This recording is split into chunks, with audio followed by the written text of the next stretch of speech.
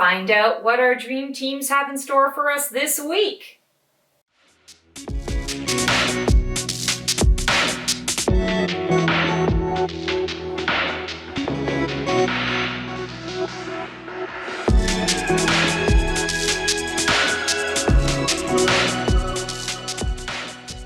Hello, Stacy the Black Feather Intuitive. Welcome to another weekly oracle reading for the week of August 30th.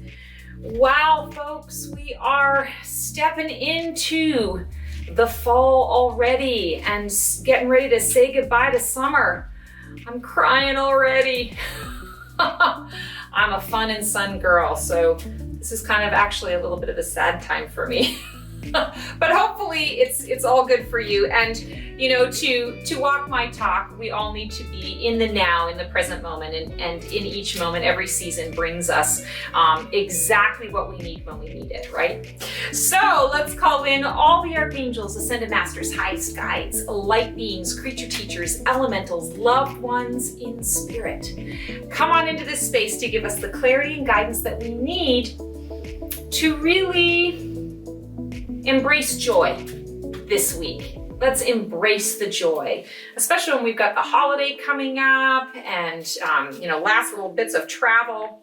I feel like that's really important. So today we are reading from the Light Seer's Tarot, and we will put in post-edit who it's by. I always forget the artist, the author's name, but it's a very, very cool deck.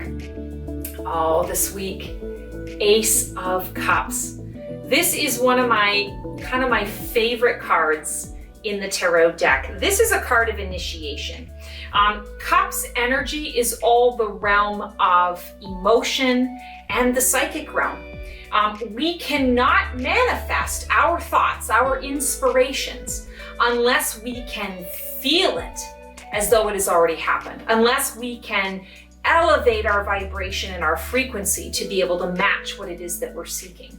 And so when we're talking about the sort of the realm of the cups, it is stepping into that space of getting to know how we feel about things. And aces are all about new beginnings, fresh starts. It's like the potential. It's like receiving an idea, having the potential. And I'm going to go on a limb there out here and assume that each and every one of you has had one of those little aha moments where you have an inspiration and you think, wow, how exciting would this be? Even if you're just sort of imagining in your mind, what it would be like. As a kid, I remember what it would be like to be a princess, in a castle and have, have servants and ladies in waiting that could be there at your every whim, and you could have as much candy and ice cream as you wanted. I mean, even just thinking about it now, and I'm an adult and I can have as much candy and ice cream as I really want, knowing that it's not really healthy for you,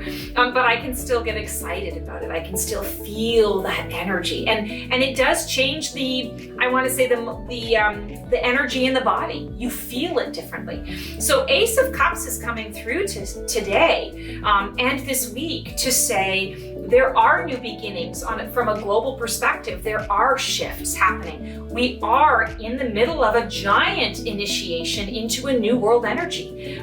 We are moving out of a fear-based society, fear-based humanity, into a love-based society and humanity. We're of course at the very beginning stages of it, so it can be a little rocky. But this is the energy that you want to embrace.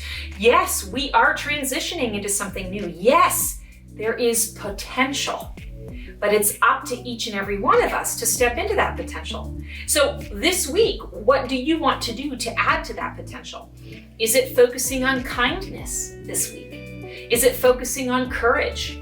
Is it focusing on completing something that you've been procrastinating with for a long time so that you can feel better about it and you can let it go so that it can be free to transmute and to become what it wants to become?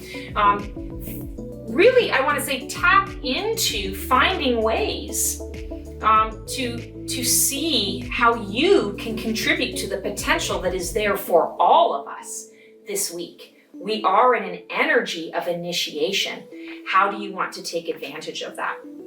This card in particular, I love the depiction of this. The traditional depiction is sort of a beautiful goblet, think of the Holy Grail kind of energy, a beautiful vessel. And there's usually some kind of light shining out of it and flowers and water and all sorts of things. What I love about this is it's actually being featured. She's holding this bowl with a heart in it, and it's featured at the heart space. And so I like this because when we're talking about our feelings, we often associate our feelings with the heart. When we are saying, I feel this, I feel that, when you're talking about emotions, not physical. When you're talking about emotions, I feel this, I feel that, we connect that to the heart space. And I feel like that's really what it's about this week is, what are our feelings? There is potential in relation to what we can achieve, what we can manifest, what we can create for each of our lives, in each of our lives, from that heart-centered space. So again, if we are moving out of fear and into love, we're doing that with the heart. Fear comes from ego.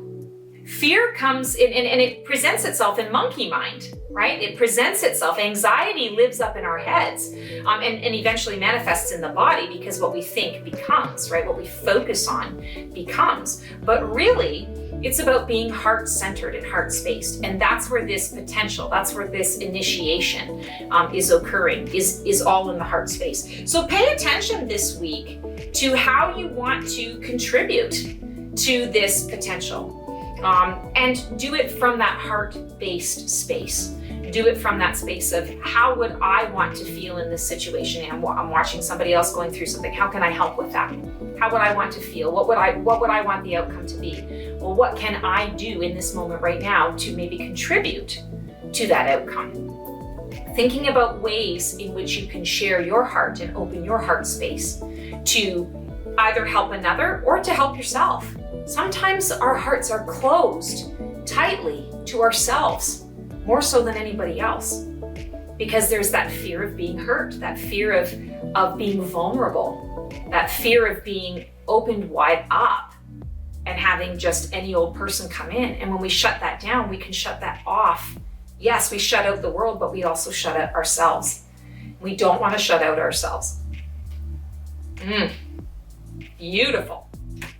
Okay, and our oracle reading, and we flipped a card right away. Our oracle reading, the deck this week that I chose is the Enchanted Map Oracle from Colette Baron-Reid. And obviously it had something it wanted to say, and I love this. 21. So 21 in numerology breaks down to 3, which is all about creativity, collaboration. And when I talk about this here, 2 and 1. 2 is duality, 2 is also partnership, pairing, union. 1, new beginnings, fresh starts. I'm also hearing the 2 become 1. So when we're talking about this initiation, which is a 1, this initiation that's heart-based, and the potential of what can become, we need to involve, I want to say, all aspects of ourselves, that wholeness piece, which involves blending the divine masculine with the divine feminine, the ability to receive and also the ability to enact on what we receive. And that brings us into that, now I can achieve that new potential. And when we put these two things together, creation happens. The card itself is Field of Dreams. And how beautiful to go with this message with Ace of Cups. Field of Dreams, it is about the realm of the imagination. It's the realm of dreams. It's the realm of that magical place of whatever it is that you can imagine, you can create, you can manifest it. You have the potential. It's all about how you feel about it. What do you believe? Do you believe? Do you feel in your heart that it can happen? Do you feel in your heart you deserve it? Do you feel in your heart that there's enough on this planet to resource-wise to be able to gather what you need in order to make it happen? If you can't say yes to these questions, then the key is for you going into that heart space and doing some heart healing, because there is so much potential. It is limitless, endless potential. Field of Dreams. If you build it, he will come. What was that movie? Field of Dreams. If you build it, he will come. His deceased father, his loved one in spirit dad, was coming to him and saying, hey, build this, take this field and build the baseball field, build it, build the diamond. And other people will go, well, how can I do that? Because I don't have the money, and who would even show up for that? And how would I even let people know that this is what's happening? Don't worry about all that stuff. Focus on the potential, focus on the beginning stages, and just take a step forward towards creating what it is that you desire, what it is that is a potential, and the rest will fall into place. Don't forget that Spirit wants to co-create with you. You don't have to do it all yourself, and you don't have to figure it all out from A to G. You don't have to know what all of that is. Just go from A to B, and Spirit will figure out the A to G or the B to G from that point, and then let you know what the next step is after that. So dream big. Step into that field of dreams. Allow yourself the potential. What I love about this card in relation to what we're talking about here is it's a field of all of these eggs that have just freshly hatched, right? So it's new birth. New birth can't happen if we don't allow our imaginations to take flight. If we really truly don't believe that we have potential, or that there is potential in these ideas or these hopes, then these eggs are never going to hatch. These beings are never going to come to life. And by beings, I mean these ideas, these potentials. So what an absolutely perfect card that flew out of the deck. So when they fly like that, it's a complete direct, they're all a direct message from Source, but it's a real direct message from Source. Source is saying, stop shuffling. You don't need to go any further. We're not leaving this up to chance. This is your message. This is your card. So I'm loving that. All right, let's pull a feather from the feather jar. I don't even know what can top that particular card with Field of Dreams, but we'll see. The universe rarely lets me down and always tends to surprise me, that dream team. Beautiful, on a gold feather, choice. And I'm hearing very clearly right now the message for each of us is, yes, we are offering these potentials to you, but you have the choice. If you say, I don't want to take advantage of that potential, that's your choice, and that's okay. And nobody needs to judge it. Least of all your dream team. They're not judging you. They're saying, we're going to present this. We're going to give you the opportunity to explore this field of dreams. And you get to choose whether you want to hatch something, whether you want to gestate something, or whether you want to pass it by and maybe wait for the next opportunity. But just know that each choice has a consequence. Sometimes those are good consequences. Sometimes those are not so good consequences, depending on how you're viewing it, how you're judging it or perceiving it. Recognize that each choice has a different outcome. So when you are saying, I'm turning this down, or I'm walking away from this potential, make sure you know why you're doing it. Are you doing it out of fear? Or are you doing it out of faith that, okay, this is being presented to me, but I've done all the work and I realize, no, it's just not for me. You want to ask those questions because there is going to be an outcome. Regardless of the choice, there's always a new path. And you want to make sure that it's the path that is going to be for your highest and best. And that's one way that you can do it. So many times we are faced with choices and we don't know. I don't know which way to go. I don't know which way is the right way. You can simply say, all right, dream team, I'm not really sure, or angels, I always call on the archangels or the ascended masters. All right, I don't really know what to do here. Help me to make the right choice for me, the choice that is for the highest and best for me. Sometimes both choices can be there and there's no right or wrong. It's just making the choice. You can ask them to give you a sign, to show you, to make it obvious by flipping the card out of the deck. So I haven't even shuffled the thing and the card is out there. You can ask them for signs. You can ask them for feathers. Show me a black feather and that will be my yes. Show me a white feather on my walk today, that'll be my no, right? You can be specific with them to give you signs to help you to make that choice. But ultimately, don't panic too much about the choice you're making. Ask the right questions and say, am I doing this for my highest and best? Is this the right path? And then follow it, commit to it.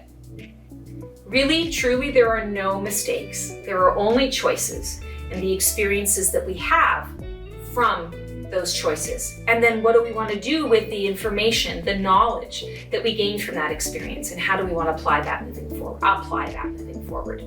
That's what it's all about. So you don't have to be panicked about the choice. Don't be panicked. Just commit to a path. Do your best, ask for help, and then commit to the path and be open to receiving. Because if you build it, they will come. Doesn't get any better than that, guys. Doesn't get any better than that. It's all about the potential. All about your potential this week, and the potentials for you to experience joy. All right, that is our reading for the week. Thank you so much for tuning in. If you like what you see here, please click that bell on the YouTube channel to subscribe so that you are notified of all of my offerings. I also have my website, theblackfeatherintuitive.com, where you can connect with me to book services. I have a number of different services, would love to connect with you to help you to really receive that guidance that helps you to make choices that are for your highest and best. And sometimes it's nice to have a little validation or confirmation of what you are feeling into your, in your own body, what you are feeling, what intuitive guidance you're receiving, and maybe just need a little bit of that. Okay, you're getting it too, then I know I'm on the right path. Would love to do that for you. Also, I have my Facebook and my Insta, the Black Feather Intuitive. You can also book sessions through that. I have my Winged Wednesday. So many winged things. My Winged Wednesday on Facebook. It's my show where I give away 3 free readings every Wednesday night at 8 p.m. Eastern Standard Time. So if you have a question and you've maybe never had a reading before, you just kind of want to check it out and see what it's all about, that's a great place to submit your question, and if you're chosen, I will give you a free reading live in the show, and you can also watch previous episodes of it. All of it is in my Facebook page. So would love to connect with you guys in that way. Sending everyone so much love. Be safe, and if you are going back to school, happy school. Be open to learning, be open to receiving, and sending the world love. We'll see you next week. Take care.